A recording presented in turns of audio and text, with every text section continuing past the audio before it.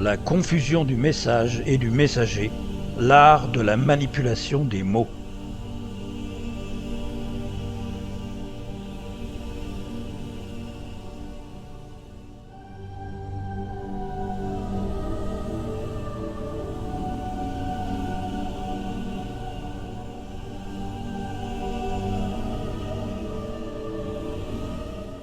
Bonjour chers web spectateurs, bienvenue de nouveau sur la chaîne Freedom UFO.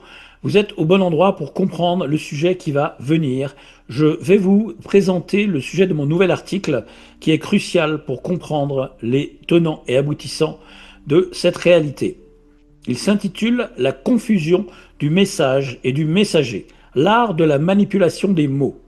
L'art de la manipulation des mots passe par l'énergie et la vibration des paroles ou écrits relayés par les messagers de la bonne parole que leur cible réceptrice attend de recevoir.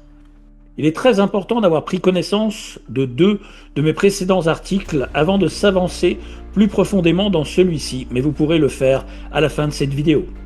L'OPC, l'opposition contrôlée, le nerf de la guerre, et les grandes causes et bonnes causes du cause toujours. Combien de fois nous a-t-on déjà répondu de la part des naïfs, soit totalement bernés, soit ivres de leurs idéologies issues de mouvances douteuses et nauséabondes, totalement fascinés par leurs faux sauveurs et vendeurs de faux espoirs, quand vous remettez en question la validité des bonnes intentions de leurs chers messagers vénérés par eux. Mais il, elle, dit des vérités.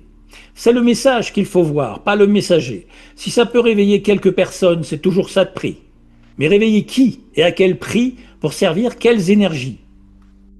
C'est la question cruciale sur laquelle il faut se pencher. Les prophètes et gourous, tout comme les faux sauveurs, le fourvoyeurs des bonnes causes, porteurs de la bonne parole détournée, ont sillonné et sillonnent notre histoire, nos écrans, nos réseaux sociaux et nos vies en nous matraquant de leurs messages. Le signe distinctif de tous ces messagers, agents relayeurs de messages tronqués et orientés, pour les repérer facilement, c'est la fameuse langue de bois et le double langage. Ils vont tous poser des limites repérables à leurs messages, leurs discours, des limites à ne pas dépasser, des sujets tabous à surtout éviter, ne pas aborder pour ne pas fâcher leurs commanditaires ou mettre la puce à l'oreille de l'auditeur ou du lecteur de leurs messages surboostés dans les recommandations et les statistiques de visibilité pour toucher le plus grand nombre. Ils ont pignon sur rue, pour certains à la télé mainstream, la plupart ont des tribunes et des micros grand public érigés pour eux, que ce soit au rassemblement de masse de dissidents ou dans des documentaires chiadés et bien financés, où l'on voit qu'une machine de guerre est en marche à leur service pour les rendre le plus visionnables et crédibles possible.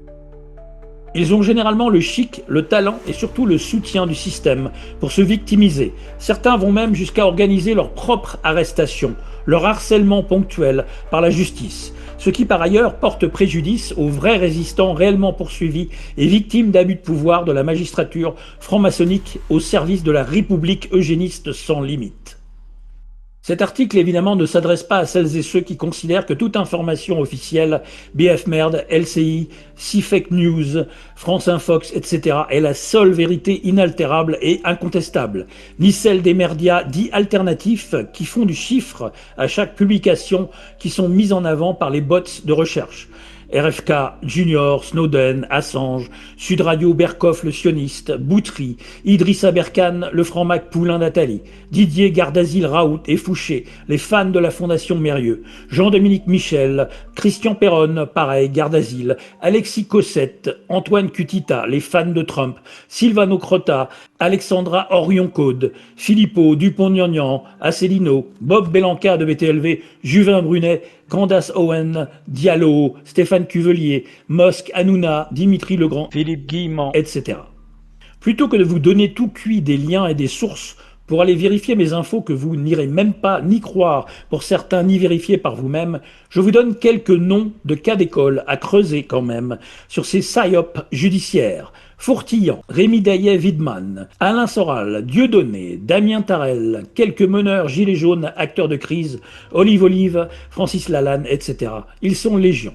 Et ils ne leur donneront pas officiellement la Légion d'honneur parce que ce sont des agents sous couverture qui sont là pour tromper grossièrement les neuneux, toujours en quête de rôle modèle et de héros préconisés par Albert Pike. En ces temps apocalyptiques d'urgence au niveau de l'état des lieux planétaires, ceux qui croient encore que Trumpet et son pote Poutine vont leur apporter la paix mondiale sont de réels attardés mentaux, qui font semblant d'afficher un optimisme à toute épreuve du réel manipulé à outrance par l'inversion et bottent en touche dès qu'il s'agit d'argumenter factuellement sur les bonnes actions de leurs héros fabriqués par la prédation. Vos messagers sont aussi pour certains les califes du système, nés et formés, moulés par le système lui-même. Ancien chef du KGB côté russe, devenu FSB par la suite, Poutine remplacé par un clone selon son ex-femme, de l'autre Trumpet, un ancien mafieux des casinos d'Atlantic City, qui l'a ruiné, le pire mage noir et antéchrist de l'histoire et acteur de télé-réalité, le soutien le plus affiché et haut placé du sionisme talmudique messianique, à la tête du QG militaire mondial du NOM, même s'il n'est qu'une marionnette théâtrale qui ne décide de rien, tout comme notre Jupiter national, agent et bâtard des Rothschild, missionné par BlackRock, Vanguard et le WEF, pour finir le travail de démolition contrôlée de l'entité commerciale nommée France, en passe de se transformer en Titanic.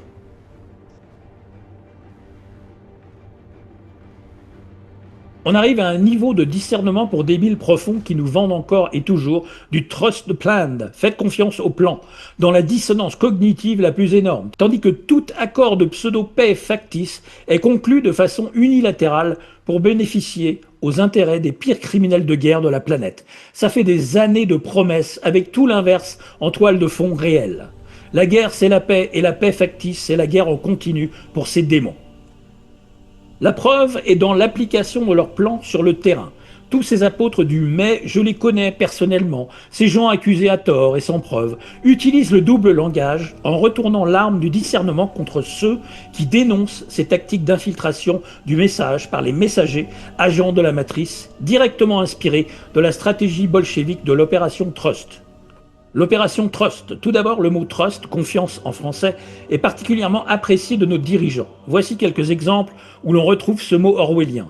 In God we trust, en Dieu nous faisons confiance. Des trusts dans l'économie, des trusts dans l'informatique, l'école de la confiance. Vous avez compris le principe, le serpent vous dit ayez confiance.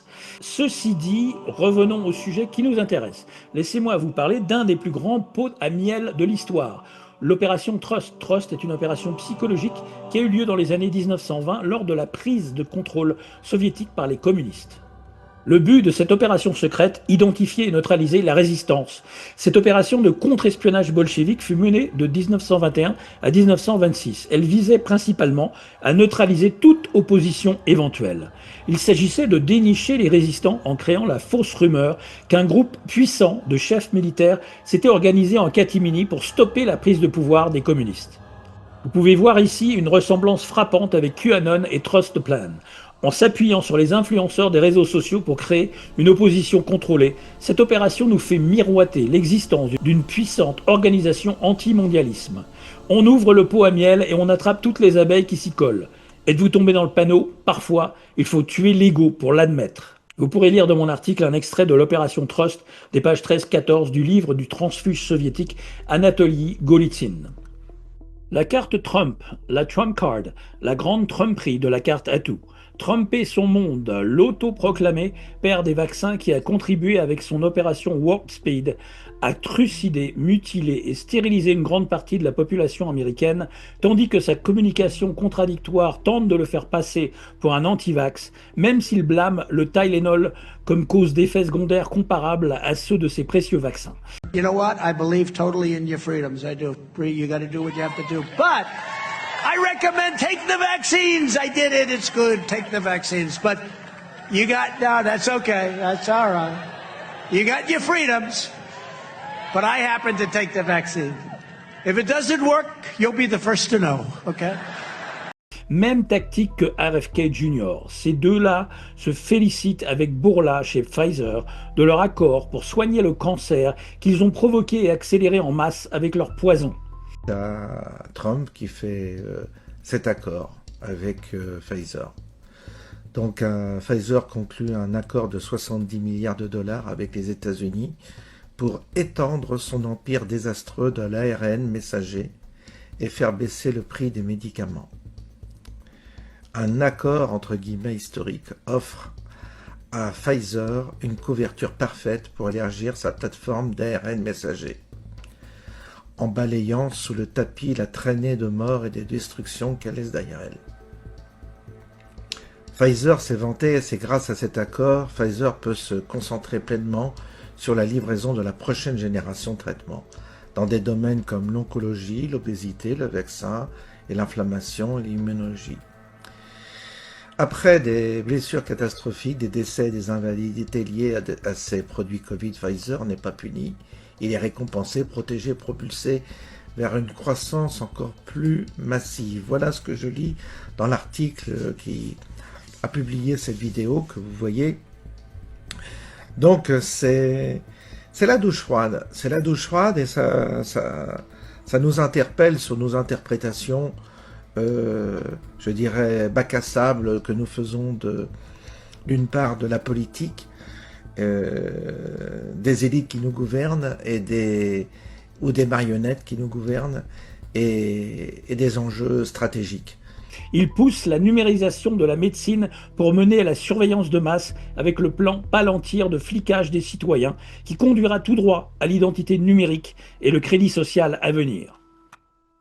Un deal de plusieurs milliards de dollars avec l'ami Trump, Pfizer fait la fête et le silence du ministre de la Santé. Pfizer, Trump et le profit avant la vie humaine. Donald Trump, l'antivax, est en excellente santé et s'est fait vacciner contre le Covid-19 selon son bulletin médical. Le président américain âgé de 79 ans avait été vu avec des hématomes sur la main droite, renforçant les spéculations sur son état de santé. Dernière minute, selon Forbes, le président Trump est désormais l'un des plus grands investisseurs en bitcoins de la planète, estimant qu'il possède environ 870 millions de dollars de bitcoins. C'est un stock de bitcoins avec une équipe des services secrets. Vous appelez ça un homme de paix, un homme qui fournit les armes pour détruire Gaza, fait un génocide de masse avec ses complices pour reconstruire Gaza dans son propre intérêt? Palantir ou l'œil de Sauron du monde réel. Vous avez entendu parler de BlackRock, de Pfizer, de la NSA, mais celui dont on vous parle très peu, c'est Palantir. Et pourtant, c'est le cerveau silencieux du contrôle total. L'arme algorithmique de l'élite pour surveiller, classer, prévoir et neutraliser. Palantir, c'est quoi ? Fondé par Peter Thiel, mentor de Zuckerberg, soutien de Trump, transhumaniste assumé, Palantir a été financé dès ses débuts par la CIA via In-Q-Tel. Officiellement, elle fait de l'analyse de données. En réalité, elle ingère vos vies entières, santé, impôts, messages, déplacements, réseaux, opinions. Mais surtout, elle vend à l'armée des systèmes d'IA capables d'élaborer des kill lists, des listes d'exécution. Palantir est déjà opérationnel en Ukraine, en Israël, en Europe, aux USA. C'est une entreprise qui automatise la guerre, la répression, la sélection algorithmique. Et maintenant le puzzle. Jeffrey Epstein, le maître chanteur mondial, a investi 40 millions de dollars dans une société de Peter Thiel. Donald Trump, présenté comme un héros anti-système, a donné à Palantir l'accès total aux données de millions d'Américains. Santé, sécurité, immigration, tout a été centralisé. Elon Musk, l'ami de Thiel et acteur clé de la technocratie mondiale, insinue que Trump est tenu par Epstein. Ce que vous devez comprendre, Palantir, ce n'est pas une entreprise de la tech. C'est une infrastructure de guerre contre les peuples. Une matrice algorithmique qui se prépare à décider qui vit, qui est traqué, qui est éliminé, et ceux qui la pilotent, les mêmes qui prétendent vous sauver. Et pendant ce temps, des influenceurs QAnon, des pages éveillées, des pseudo-lanceurs d'alerte vous disent « Faites confiance au plan ». Trump joue le 5D chess, les échecs en 5D. Tout est déjà gagné, mais ces gens-là vous endorment.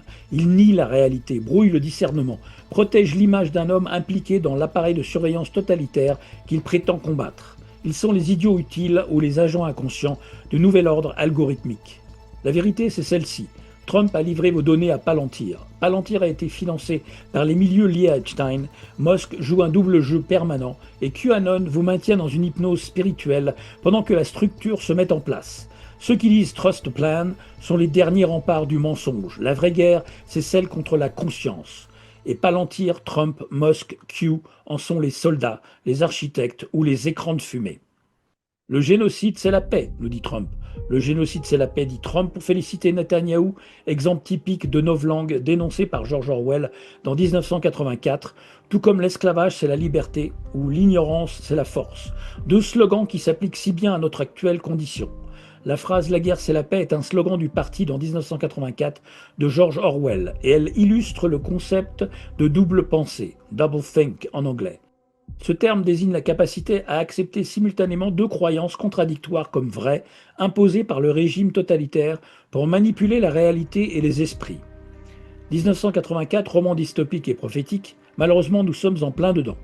Bien davantage hélas que dans le meilleur des mondes d'Aldous Huxley qui avait l'avantage d'anesthésier la souffrance. Loin de vouloir l'anesthésier, ils veulent l'exacerber pour se venger. Mais se venger de quoi ? Qui aurait légitimité à se venger en considération de ce que ces misanthropes ennemis du genre humain, tels que les définissaient déjà les Grecs et les Romains, nous font subir depuis la nuit des temps ? Qu'ils nous prouvent ici et maintenant qu'ils ne sont pas des ennemis du genre humain en revenant à la raison. Pensez-vous qu'ils en sont capables et qu'on peut leur faire confiance? On les définit aussi comme le peuple éthique par excellence. Est-ce un trompe-l'œil illusoire qui trompe son monde depuis plus de 80 ans si l'on se réfère à l'Holocauste, dont on pourrait facilement remettre en question la véracité des chiffres si la censure ne nous menaçait pas, voire plus de 200 ans si l'on se réfère à 1789? Nous fabriquons les meilleures armes du monde, dit le psychopathe, et nous en avons beaucoup donné à Israël. Bibi m'appelait tout le temps, tu peux me trouver cette arme, celle-là et encore celle-là? Certaines, je n'en avais même jamais entendu parler, Bibi, et je les ai fait fabriquer. Mais vous les avez bien utilisées, c'est ça qui a conduit à la paix. La nouvelle prix Nobel de la paix n'est guère mieux au Venezuela. Et l'ancien président américain, prix Nobel Obama, le président américain le plus en guerre en 2 mandats non plus. Tout est inversé dans ce démonde immonde. Dans la cage en forme d'octogone de notre simulation, pour suivre la mode des joutes médiévales en 2025, se joue une guerre silencieuse pour modeler la perception, désamorcer l'esprit critique et réduire la pensée à une suite de réflexes binaires provoqués par les messages scriptés censés nous faire réagir de façon automatique. Le message et le messager sont aujourd'hui confondus dans un brouillard savamment entretenu où la vérité n'est plus qu'une ombre projetée sur le mur d'une caverne médiatique de Platon. C'est l'ère post-vérité, où cette dernière demeure de plus en plus floue au milieu de la confusion entretenue qui a pris racine à l'époque de l'opération Mockingbird de la CIA. Les gens ne savent plus quoi, ni que, ni qui croire, et finissent par ne plus rien croire du tout, même pas en leur bon sens et leur propre intuition, pourtant indispensable en ces temps d'obscurantisme pseudo-dissident et de tromperie universelle. Rappel important du contexte historique, détourné de son sens actuellement par certains pour justifier de croire tous les opposants contrôlés sans aucun questionnement sur leurs intentions et allégeances. L'opération Mockingbird, opération Oiseau Moqueur, est une opération de la CIA destinée à influencer les médias des États-Unis et de pays étrangers. Commencée à la fin des années 1940, ces activités ont été rendues publiques par les investigations de la commission Church en 1975, puis publiées en 1976. Déclassifiée, opération Mockingbird, la guerre froide culturelle de la CIA. Le message polarisé, binaire et dualiste favorise délibérément la fabrique des réalités contradictoires. Dans la communication contemporaine, tout discours est polarisé. Chaque affirmation est livrée avec son miroir inversé, chaque vérité avec sa contre-vérité, comme si la réalité devait impérativement se réduire à 2 camps. Ce n'est pas un hasard, la polarisation est une technique ancienne, perfectionnée par ceux qui savent qu'un esprit occupé à haïr un ennemi n'a plus le temps d'analyser les mécanismes du pouvoir. Cette mécanique crée une illusion de choix, être pour ou contre, croire ou rejeter, suivre ou dénoncer. Tu dois être soit chrétien, soit musulman, soit juif, soit royaliste, souverainiste ou républicain, frère Latruelle, de droite ou de gauche, démocrate ou républicain aux US, soit patriote ou mondialiste. Tu dois prouver ta bonne foi en allant voter pour des camps tout aussi vérolés les uns que les autres via des élections totalement truquées, se partageant le pouvoir de domination et de gouvernance et ne faisant absolument rien avancer du tout pour le bien commun, bien au contraire. Derrière la façade de ces messagers et leurs messages de vérité apparente se dessine la double scène publique et privée. Les discours officiels sont des masques. Les véritables intentions se révèlent rarement devant les caméras. Ce que l'on montre au grand public n'est qu'une chorégraphie soigneusement écrite, alors que les véritables négociations et stratégies se jouent en coulisses. Ce décalage entre la parole publique et la réalité privée est l'un des signes les plus flagrants d'un système qui ne repose plus sur la confiance, qui n'a jamais été là, mais sur la mise en scène. Ceux qui se présentent comme défenseurs d'une cause opposant farouche ou sauveur providentiel savent très bien que l'image prévaut sur le fond. L'authenticité est remplacée par la performance. Et cette performance est calibrée pour séduire, rassurer ou polariser. Jamais pour éclairer. même ceux qui croient ou prétendent connaître dans la sphère privée des politiques qui leur disent risquer leur vie, leur carrière, leur avenir, leur propre intégrité physique et sécurité à rassembler un maximum de suiveurs en leur rabâchant des vérités qu'on connaît déjà tous, se font enfumer comme des débutants. Être le premier à diffuser et relayer en masse des informations, ça ne s'appelle pas être à la pointe de la dissidence. Ça s'appelle avoir les algorithmes en poupe à son service. Et surtout s'approprier et se réapproprier l'info dite résistante, en s'affichant comme la source principale et unique de celle-ci. Le messager incontournable, dont il ne faut surtout pas questionner les intentions, allégeances et réelles motivations, ni la présence exclusive et privilégiée sur les réseaux d'information alternatives. Ce que les suiveurs inconditionnels de ces têtes d'affiche issues du monde politicien, qui touchent encore des deniers publics de ce même monde corrompu, omettent d'admettre et de garder en mémoire, par dissonance cognitive ou simple collaboration partisane, c'est qu'ils font partie du cirque, du théâtre de l'enfumage permanent. Après avoir mangé à toutes les gamelles, tous les râteliers, ils vous font un mea culpa du genre « j'étais pas conscient comme aujourd'hui, j'ai changé » et blablabla. Ce sont des acteurs professionnels. D'ailleurs, tous les messagers grand public sont des acteurs dans ce Truman Show. Qu'ils soient astronautes, blouse blanche, scientifiques, docteurs de plateau, figures religieuses, experts en tout sur les plateaux télé, politiciens ou journalopes et acteurs de cinéma eux-mêmes ayant tous pactisé avec le malin. Le double langage, l'outil des stratèges du flou, le mockingbird permanent. On mélange et on agite le vrai et le faux. Voir et discerner le réel, ce n'est pas de coller à une étiquette de résistant ou complotiste ou rebelle ou renégat. C'est agir comme un être humain véritable, qui observe toute la mécanique de la manipulation, de l'inversion accusatoire. C'est être connecté à sa conscience, l'incarner, offrir une vision singulière du réel au-delà de ses polarités. Il ne se situe pas dans un camp de résistants avec une étiquette. Voilà ce qui se joue réellement. On peut te classer, te coller des étiquettes pour te piquer de l'énergie. Revenir à soi, à sa propre vision des phénomènes qui nous entourent, me semble primordial. Si l'on accepte l'étiquette, on accepte les polarités. On accepte le combat avec l'autre, et on nourrit l'autre face d'une même pièce. Les deux camps sont dans l'erreur, le retour à la case départ qui ne mène nulle part. Le double langage des messagers est une arme redoutable. Il permet de dire tout et son contraire, sans jamais se contredire officiellement, pour ceux qui ne voient que la surface de l'iceberg médiatique. C'est le langage des politiciens qui promettent tout à tout le monde. C'est celui des figures médiatiques qui s'adaptent au vent dominant. C'est aussi celui de certains mouvements qui se parent d'oripeaux de résistance, tout en servant des agendas bien plus obscurs. On appelle ça la langue de bois, mais en réalité, c'est une langue d'acier. Elle tord la perception, formate l'opinion et enferme les individus dans une cage narrative. Elle rassure avec des mots creux, endort avec des slogans, anesthésie avec des promesses. Le parfait exemple de double langage est illustré par tous ces films documentaires de pseudo-dissidents qui semblent dénoncer la pédocriminalité, les réseaux de trafic d'enfants, les vaccins, etc., et qui sont aveuglément salués par les complotistes comme des musts, des chefs-d'œuvre d'éveil et de réveil des masses qui toucheraient enfin un max le grand public. Ils ne voient pas la machine de guerre et ses intentions derrière le rideau de fumée des bonnes intentions. Ils visent au final à entériner et neutraliser tous ces faits, les canaliser, soit en faisant témoigner des opposants bien contrôlés, pro-virus, pro-vaccin, hors Covid, pro-test PCR, pro-Big Pharma, pro-ARNM, messager, pro-protéine spike, ou en occultant le principal, dénoncer les coupables nommément et contribuer à les faire traduire en justice concernant les réseaux pédophiles déjà bien connus de la juridiction maçonnique qui les couvre.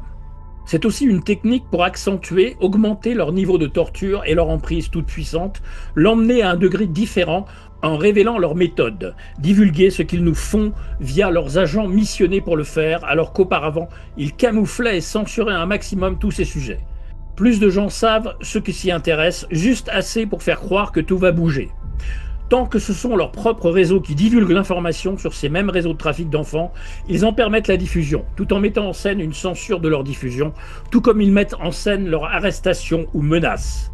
Ces francs-macs sont de vrais acteurs du chaos et de l'horreur. C'est aussi inquiétant, ça veut dire qu'ils n'ont plus aucune crainte qu'on vienne les chercher pour les dézinguer, ni en justice, ni en personne, avec des tribunaux populaires de citoyens qui seront toujours aux abonnés absents. On va citer parmi ceux-là, pour la pandémie Covid et aussi les réseaux pédocriminels, Pierre Barnerias, la trilogie Hold Up, Hold On, Hold Out, qui défend la thèse du méchant virus Coco échappé d'un labo à Wuhan pour encore et toujours faire perdurer cette croyance dans les virus. Il est réalisateur aussi du film Les Survivantes, avec des témoignages d'anciennes victimes d'abus pédocriminels. Xavier Azalbert, le patron de François, a fortement contribué à populariser ses efforts de diffusion grand format. Xavier Azalbert, l'un des 2 grands lobbyistes de l'IHU d'Alain Mérieux et parrain du syndicat jaune des opposants contrôlés. Toujours sur les réseaux de trafic d'enfants, Sound of Freedom, côté américain. Sound of Freedom est un film produit en 2022 qui sortira dans les salles de cinéma le 4 juillet 2023. Sound of Freedom est porté par des figures elles-mêmes perçues comme profondément compromises. Tim Ballard, ancien agent de la CIA, présenté comme héros médiatique qui entretient des liens troubles avec des sphères d'influence opaques. Et Carlos Slim, magnat milliardaire mexicain dont les financements, notamment via des fondations et réseaux de pouvoir, alimentent une architecture globale dissimulée. Ces acteurs autour du film sont intégrés à des structures d'influence allant de l'appareil sécuritaire aux élites politico-financières, ce qui rendrait le film suspect d'être un outil narratif plutôt qu'un acte de libération. Sound of Freedom est un outil d'opposition contrôlée. Il fabrique un choc émotionnel autour d'un mal absolu pour orienter la colère publique vers des sauveurs déjà choisis, dont Trump, présenté ici comme un messie fabriqué. Le schéma est simple, problème, réaction, solution. Le film ne libère pas, il conditionne. Il ne dénonce pas le système, il l'accompagne. Voici une vidéo courte sur la divulgation contrôlée de ces réseaux pédocriminels. L'algorithme des réseaux sociaux nous bombarde de sujets sur les francs-maçons, les élites, la pédophilie, les trafics. Pourquoi? Pourquoi maintenant? Regardez autour de vous. Chaque jour, un nouveau scandale éclate. Des affaires de pédophilie, de trafic humain, de corruption à grande échelle, des élites exposées, des réseaux dévoilés, et pourtant rien ne change. Autrefois, ces vérités étaient cachées. Aujourd'hui, elles sont mises en lumière. Pourquoi? Parce qu'ils n'ont plus besoin de se cacher. Parce qu'ils sont en train d'imposer leur vision du monde, leurs règles, leurs valeurs. Et vous avez remarqué une chose étrange. L'algorithme des réseaux sociaux met en avant ces sujets. Vous tombez sur des vidéos qui parlent de franc-maçonnerie, d'élites corrompues, de pratiques occultes. Vous pensez que c'est un hasard? Non. Ils veulent que nous sachions. Ils testent nos réactions. Ils veulent voir jusqu'où nous pouvons tolérer l'intolérable. On banalise tout. Les guerres, la souffrance des femmes et des enfants, les sacrifices, les scandales politiques, la corruption, les élites intouchables. Regardez bien. On diffuse l'horreur en boucle, mais jamais pour punir les coupables. Non, c'est pour nous y habituer, pour nous faire accepter que c'est ça, notre nouveau monde. Même les francs-maçons ne se cachent plus. Oh, ils ont leur compte TikTok, oui, ils font des blagues sur leurs rituels, ils s'exhibent sans crainte. Pourquoi? Parce qu'ils savent qu'il n'y a plus rien à craindre. Le système est verrouillé. Le nouvel ordre mondial n'arrivera pas, il est déjà là. On ne le combattra pas, on nous l'imposera. Et on nous forcera à l'accepter, non pas par la force, mais par la banalisation. Nous sommes en train d'être conditionnés. Ce n'est pas un hasard si nous voyons tout ça aujourd'hui. Ils veulent que nous sachions, mais surtout que nous ne réagissions plus. Les scandales vont s'accumuler, la vérité sera dévoilée. Mais la seule chose qui changera, c'est notre seuil de tolérance. Et un jour, tout cela deviendra normal. C'est ça leur plan.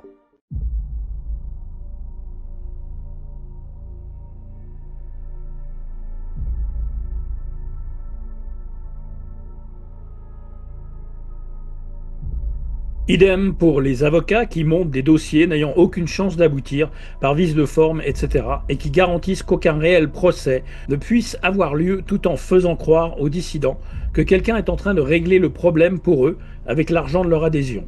Toujours la même méthode, les fervents croyants de faux espoirs se sentent rassurés et retournent dormir avec le sentiment du devoir accompli sur le long terme, c'est-à-dire jamais. La secte, la table des 700, alias la table des vérités, créée le 18 novembre 2020 par Gérard Camberlin et Richard Boutry, Christian Cotten, cette personnalité contestée, est considéré comme un activiste pro-secte et stratégique. Sa société de formation continue a été mentionnée dans le rapport Brard de 1999, Les sectes et l'argent, pour ses liens supposés avec la scientologie.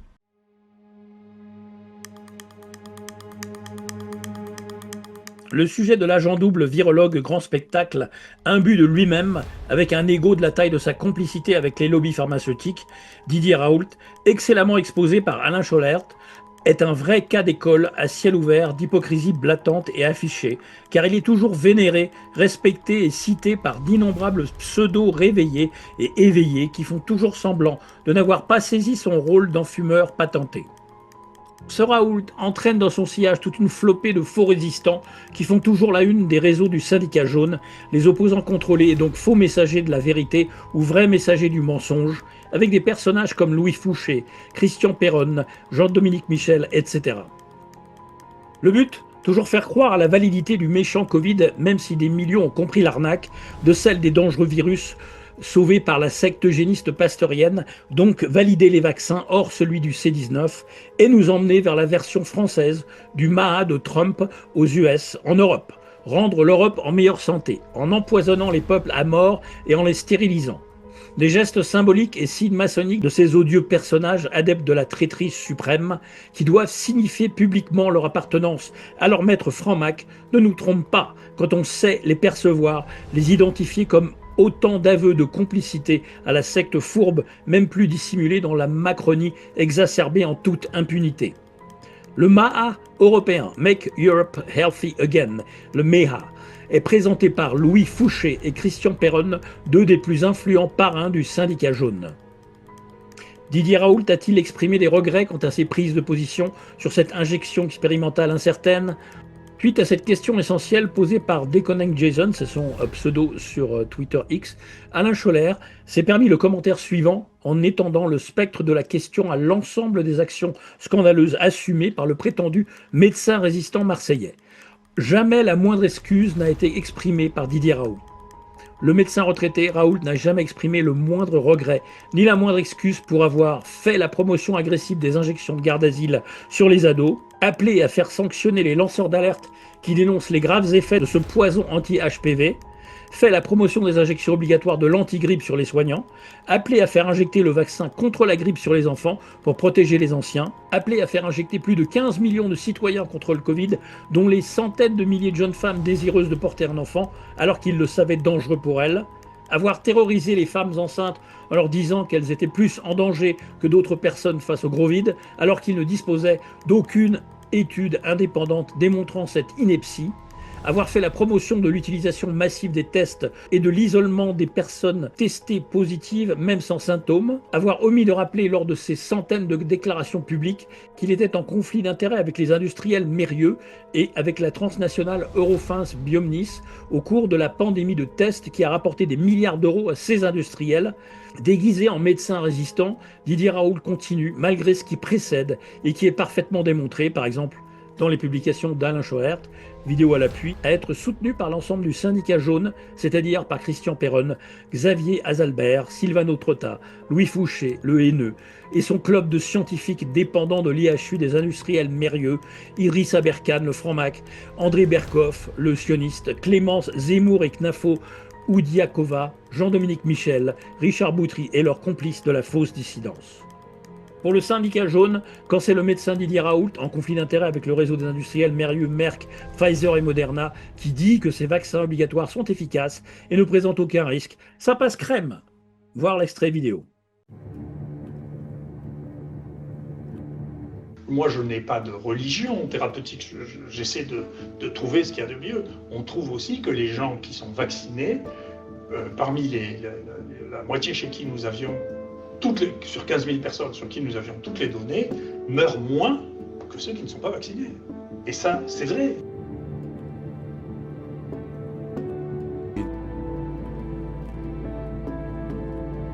Dans tout ce qui est proposé, essentiellement, il n'y en a qu'une qui est réellement...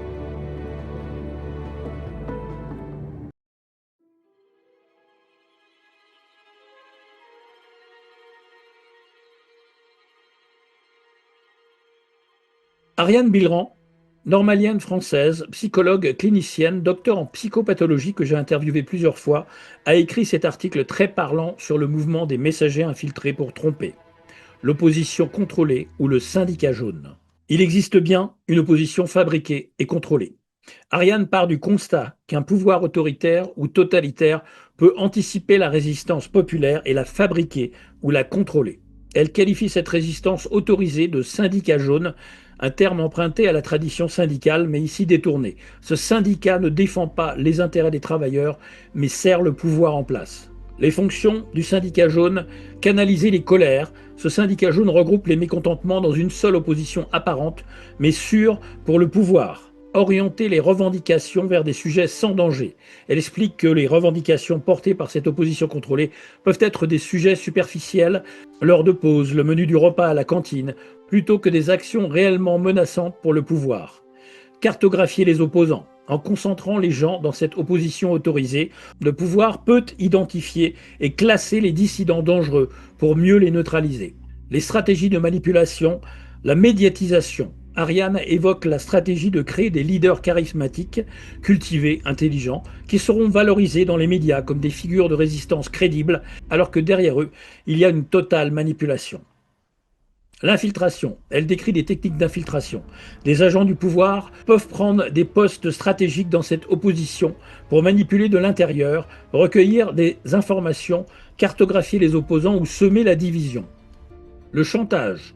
Elle évoque aussi l'idée que certaines personnes sont tenues par des dossiers ou menaces pour participer à cette opposition autorisée.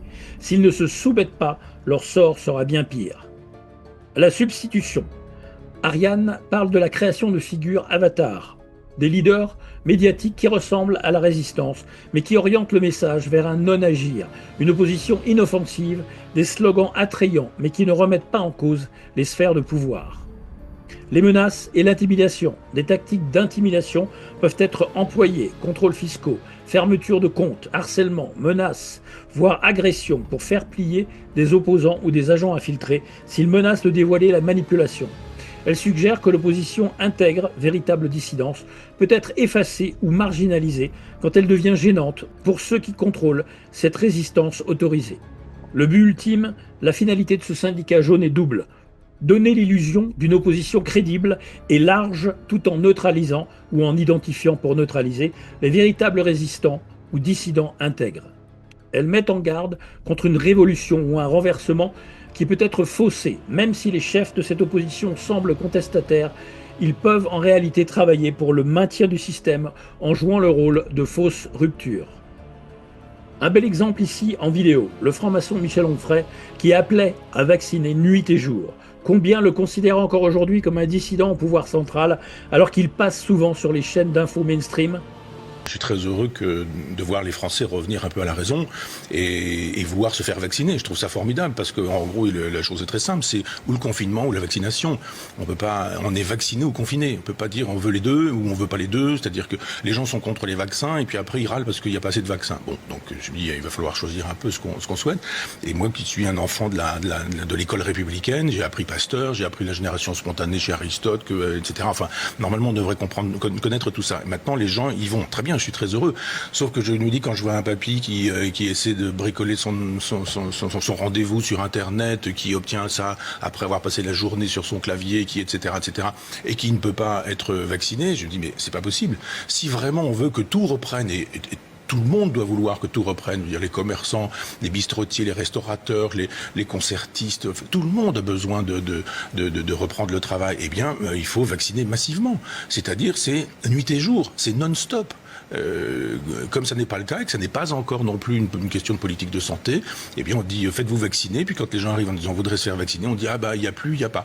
Et on voit Castex dire nous sommes prudents, nous allons lentement, nous avons choisi de nous hâter lentement. Je dis mais enfin plaisante quoi, c'est-à-dire que depuis le début c'est sottise sur sottise et les Français commencent à comprendre. La fausse dissidence et les oppositions contrôlées, donc les messagers missionnés pour tromper, tuent et achèvent les citoyens assiégés par leur volonté naïve de confier leur destin à des meneurs d'opinion corrompus. C'est une certitude documentée et avérée factuellement. Un système de domination efficace ne craint pas l'opposition, il la fabrique. Les fausses dissidences, les figures de résistance trop visibles pour être honnêtes, servent à canaliser les mécontents vers des impasses parfaitement balisées. Pendant que l'attention se focalise sur le théâtre de l'opposition, le système véritable poursuit sa route dans l'ombre, intact. Ce phénomène est visible dans le champ politique, mais aussi spirituel, médiatique et social. Les gourous, les faux prophètes, les leaders messianiques et les partis miracles ne sont que des relais d'un grand jeu de polarisation où le message est toujours secondaire face au messager.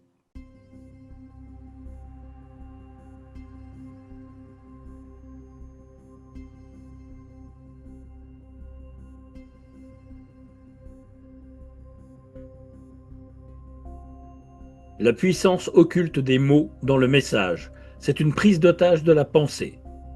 Le facteur majeur de l'ascendant du messager sur le message est le suivant. C'est l'emprise des mots sur la perception, linguistique et cognitive. Le langage n'est pas neutre, il structure la pensée. Selon l'hypothèse de relativité linguistique, la manière dont nous percevons et interprétons le monde dépend fortement des mots et des structures grammaticales que nous utilisons. Nommer, c'est faire exister. Donner un nom à une chose la fait émerger dans notre conscience collective. Ce mécanisme explique pourquoi des concepts inexistants auparavant peuvent soudain influencer la société dès qu'ils sont nommés ou popularisés hors contexte d'effets Mandela en plein dans la novlangue orwellienne, par exemple fake news, deep state, intelligence artificielle, on va pas se mentir, ghosting, blurring, programmation prédictive, etc. Le même fait peut paraître positif ou négatif selon le mot choisi.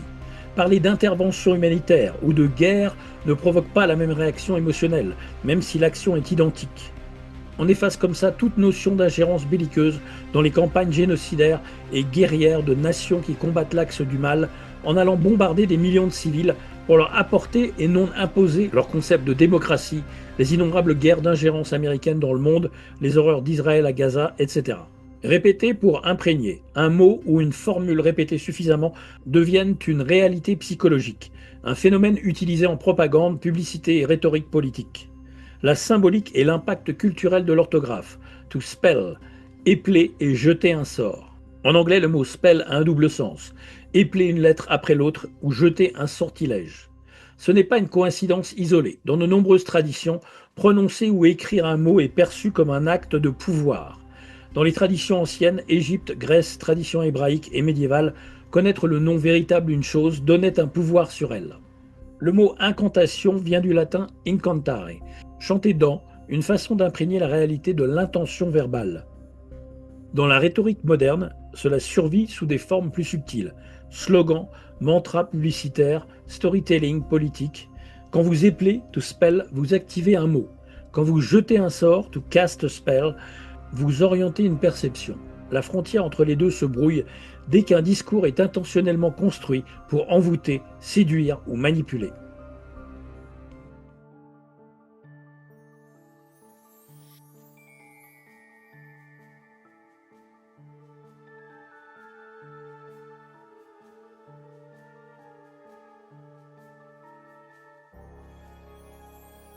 Les symboles de magie noire et Trump, MAGA. MAGA, le slogan de Trump, Make America Great Again. MAGA est le plus haut degré de l'église de Satan, de Seth. MAGA veut dire mage, magicien. Church of Satan, l'église de Satan, est fondée en 1966 par Anton LaVey. Les membres de la prêtrise sont les porte-paroles de l'église de Satan. Ils sont prêtres, resp prêtresse, magister, resp magistrat, magus, resp maga. Les membres de la prêtrise forment le Conseil des Neuf, le corps décisionnaire de l'Église, l'ordre du trapèze. Magus, du latin magus, magicien, mage, sorcier, prêtre chez les Perses. Magus, c'est le grand prêtre. Magus pour le masculin et maga pour le féminin. Définition latine pour maga, mage, magum, magique. Maga à l'envers, maga, c'est agam. Agam en hébreu signifie remplir le marais. Mare, bassin troublé, marais troublé ou boueux, sombre. Comme ils se foutent de nous, nettoyer le marais. Trump est le grand prêtre et mage et utilise la magie, la sorcellerie je dirais plutôt, sur les masses. La magie noire des discours détournés est une manipulation psychologique généralisée. Certains discours utilisent cette puissance de façon stratégique ou malveillante dans une logique de contrôle cognitif. L'inversion sémantique, employer des mots positifs pour des réalités négatives, par exemple protection pour désigner une surveillance intrusive. Cela neutralise l'esprit critique. L'exemple flagrant, ce sont tous ces false flags et psyops morbides et sanglantes en apparence pour faire peur à la population et leur justifier un système de flicage des citoyens. Pour votre sécurité illusoire, vous n'aurez plus aucune liberté.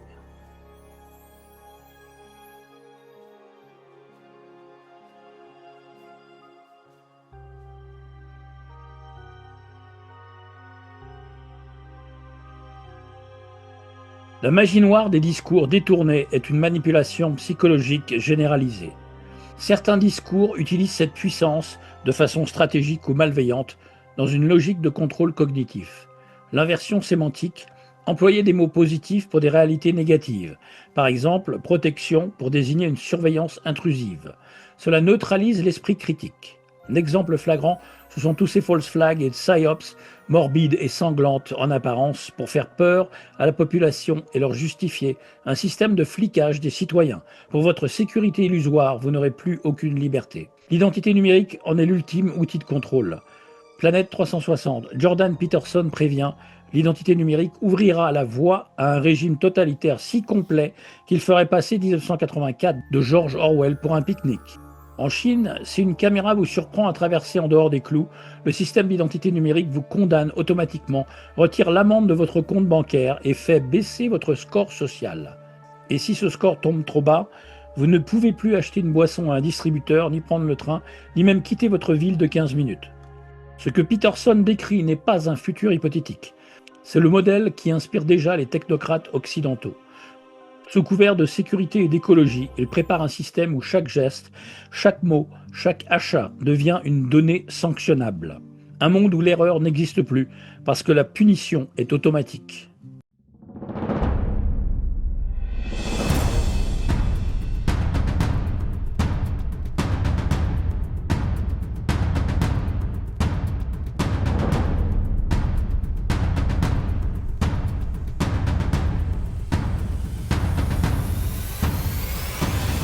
L'hypnose linguistique, les rythmes, répétitions, formules vagues ou paradoxales peuvent créer une transe douce, facilitant l'acceptation d'idées sans analyse rationnelle. Les appels aux dons pour tout, en boucle, toute l'année, le sang, les organes, le cancer, Pasteur, le labo empoisonneur, les jeux d'argent à la télé dans chaque émission avec des noms de gagnants invérifiables et parfois ridicules, l'auditeur ou le téléspectateur est constamment sollicité et mis en état de transe hypnotique malsaine pour donner son énergie, son fric, son sang, son attention. La charge émotionnelle, des mots forts déclenchent des émotions puissantes, peur, colère, espoir, qui court-circuitent le raisonnement logique. Les meurtres ou les événements violents et sanglants, catastrophes soi-disant naturelles, qu'ils soient scénarisés ou réels et programmés, rien n'est jamais anodin. Le sang, les larmes, les tendances politiques, la victimisation constante de certaines populations ou idéologies malsaines de pouvoir sur autrui, soit par la culpabilisation ou l'exclusion. Exemple de doctrines utilisées: sionisme, talmudisme, wahhabisme, satanisme, néonazisme, les jésuites du Vatican, etc., qui accrochent en boucle l'émotionnel du public qui daigne s'émouvoir à la moindre annonce, afin de se nourrir et capitaliser sur l'énergie de consentement induit et trompé de la masse à la ramasse, la manne de ce Truman Show sans foi ni loi, ni authenticité. L'ingénierie sociale fonctionne comme la publicité. Des slogans comme « Just do it » ou « Je suis Charlie », recyclés dernièrement depuis le false flag de Charlie Hebdo pour Charlie Kirk, deviennent des mantras d'action qui façonnent des comportements de masse. Les mots sont chargés pour leur propagande politique. Des formules comme « guerre contre le terrorisme » ou « sécurité globale » ou « alerte sanitaire » comme le gros vide et ses divers variants aux noms ridicules tels que Frankenstein, la grippe aviaire, la grippe porcine, le chikungunya, etc., légitiment des mesures liberticides et la tyrannie de surveillance et de flicage de masse, voire d'empoisonnement généralisé, comme on a pu le vivre et le vivons encore et toujours.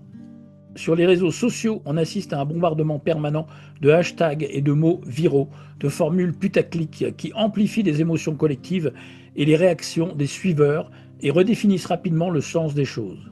Les sectes et les idéologies extrêmes, le mouvement New Age ou galactique bien luciférien, l'alliance militaire Q factice pour sauver le monde des méchants, s'en servent à outrance aussi pour retenir leurs ouailles captives. Formules répétées, manichéisme lexical, réécriture des mots usuels pour remodeler le monde mental des adeptes.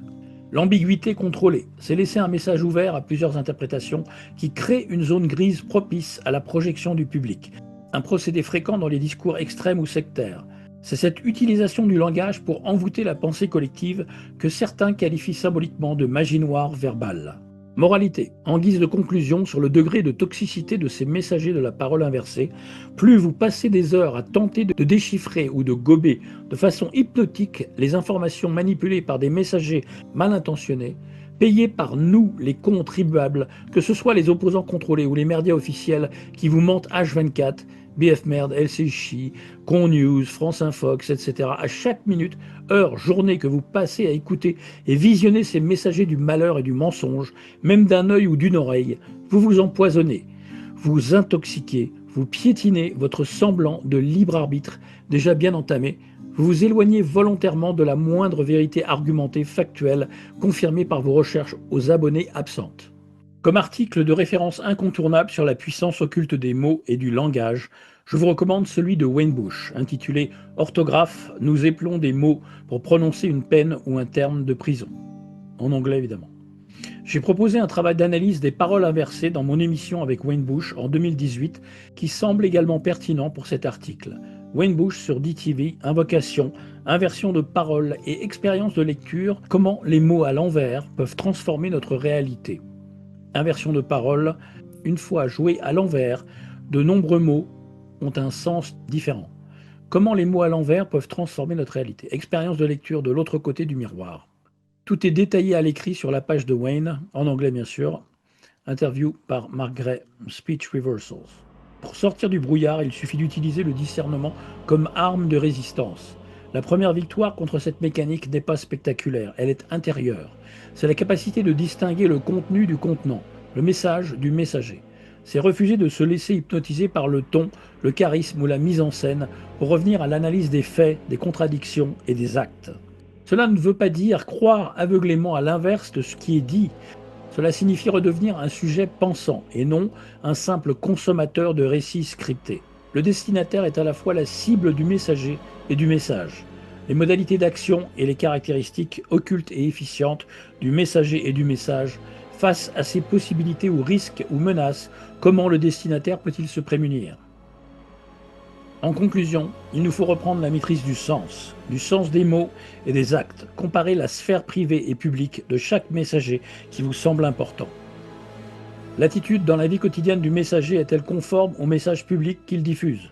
Ses actes viennent-ils appuyer son discours dominant? Ses allégeances, ses connivences, ses fréquentations, ses mentors et ses cercles privés correspondent-ils à l'influence qu'il souhaite exercer publiquement?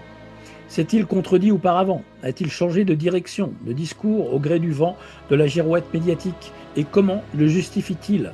Est-ce que ce message fait partie de mouvances occultes habituées à nous tromper en affichant des symbolismes et des signes maçonniques par exemple, comme les frères Latruelle qui doivent toujours montrer leur appartenance d'une façon ou d'une autre à un moment durant leurs apparitions publiques, poignées de main, gestuelles, écharpe rouge, cravate rouge, conférences en loge, etc. Exemple, Michel Onfray, Dieudonné, Abercane, etc. Le monde est saturé de narrations concurrentes, de récits fabriqués, de discours soigneusement construits pour provoquer des réactions immédiates. Et tant que nous confondrons le messager avec le message, nous serons prisonniers de ces récits. Il est temps de regarder derrière les mots, de décortiquer les masques, d'observer le théâtre au lieu d'applaudir les acteurs. Ce n'est qu'alors que la communication cessera d'être une arme contre nous pour redevenir un outil d'émancipation.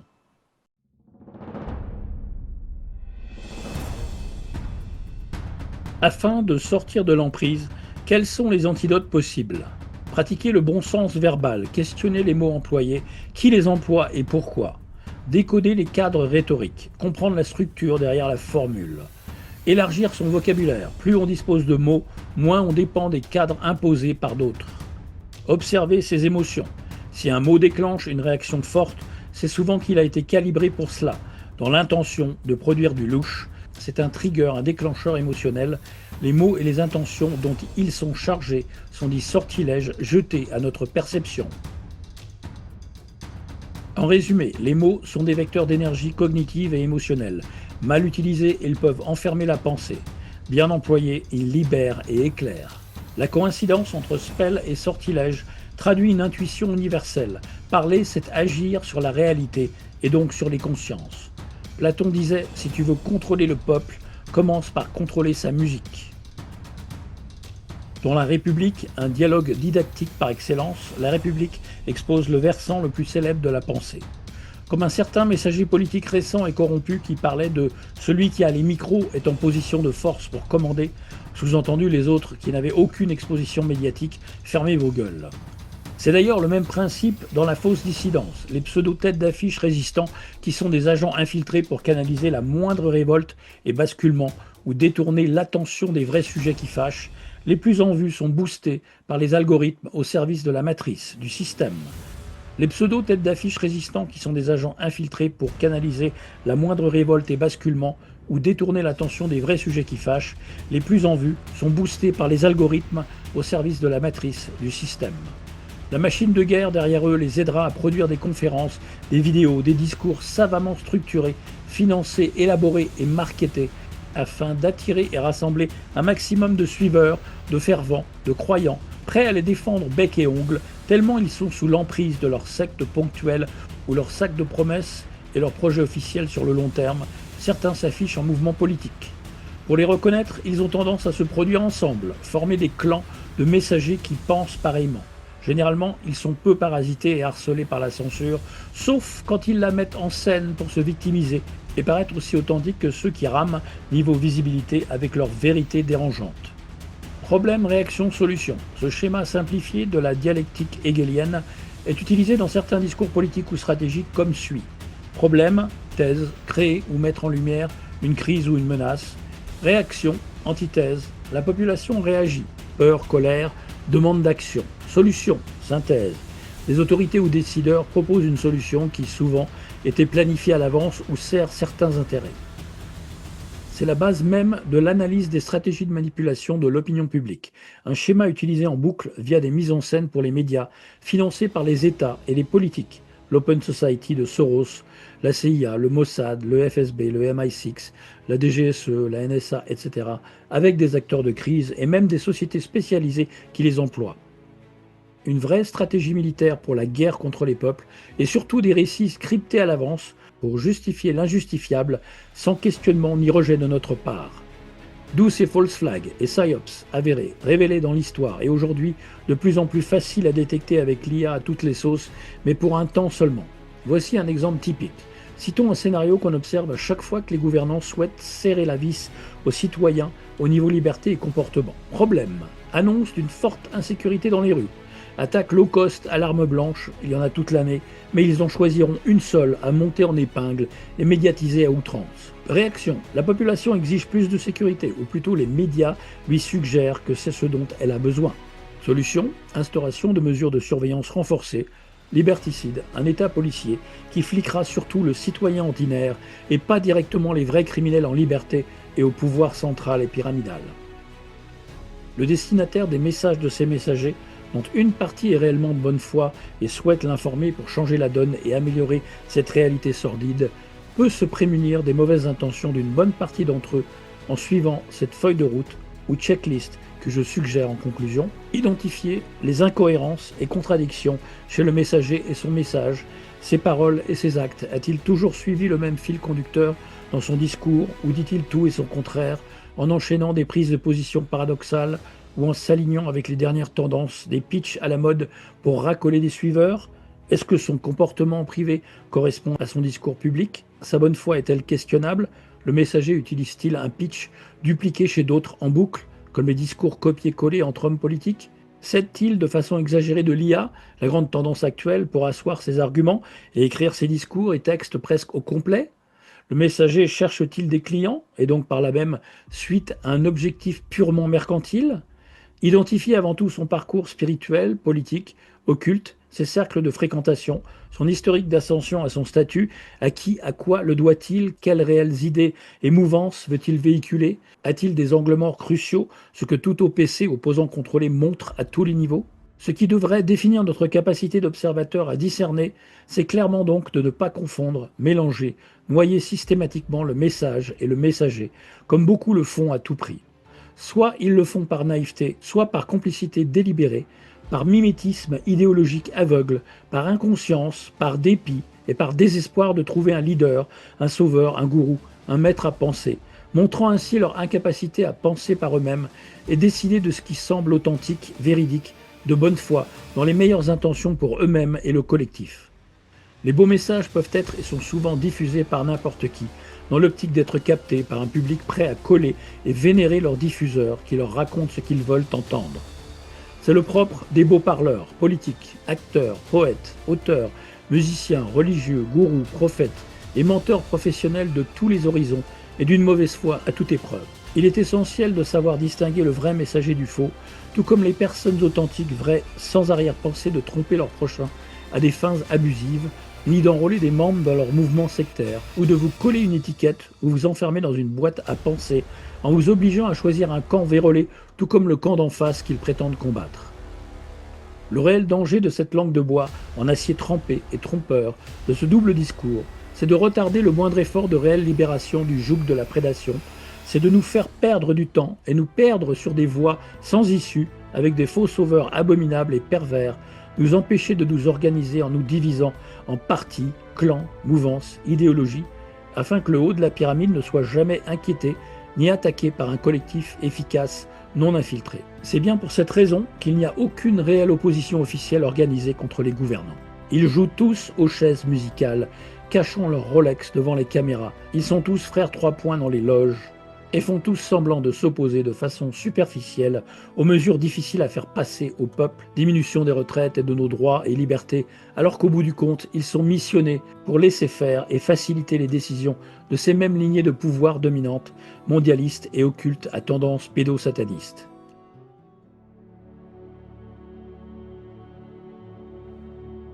Les mots, leur tactique rhétorique et langue de serpent bien huilée avec réponse à tout et son contraire, prolongeront la confusion et l'inversion jusqu'au bout du bout, afin d'asseoir leur agenda vénal et malfaisant coûte que coûte, et quoi qu'il en coûte.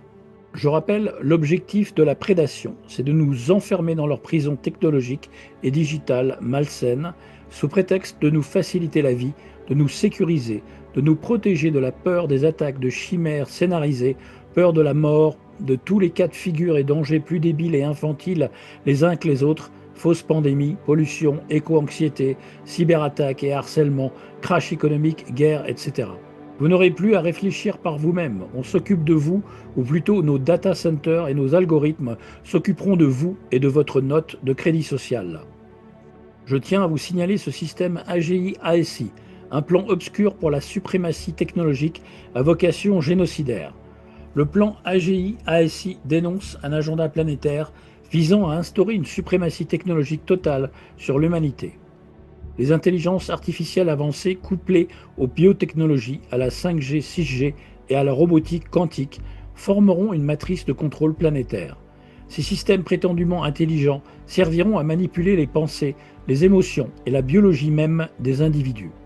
Derrière le masque du progrès se cache un projet de déshumanisation globale, transformant l'homme en simple extension du code.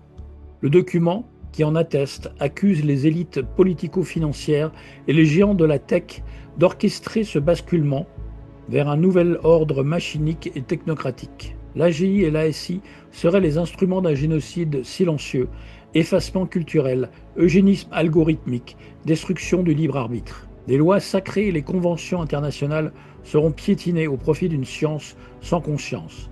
Le transhumanisme est présenté comme la religion du futur, un culte du métal et du réseau, supplantant le divin. Ce texte appelle à une insurrection spirituelle et morale contre cette idolâtrie de la machine.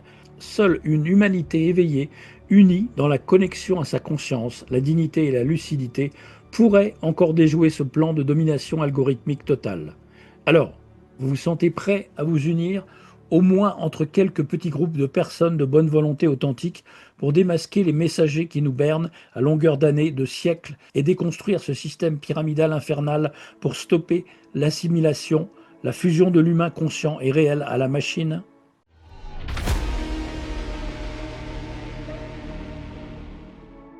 Alors, vous vous sentez prêt à vous unir, au moins entre quelques petits groupes de personnes de bonne volonté authentique, pour démasquer les messagers qui nous bernent à longueur d'années, de siècles, et déconstruire ce système pyramidal infernal pour stopper l'assimilation, la fusion de l'humain conscient et réel à la machine?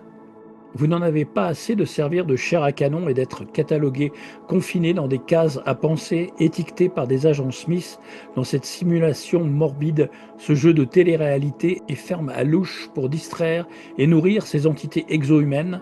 Il serait temps de le montrer réellement alors, plutôt que de suivre le courant du confort factice ou des messagers corrompus chargés de vous faire perdre votre temps, vos repères de la moindre vérité et de vous éloigner de votre véritable essence en vous poussant à jouer et rejouer et tourner en rond dans cette matrice de recyclage qui fait souffrir, jamais apprendre ni évoluer.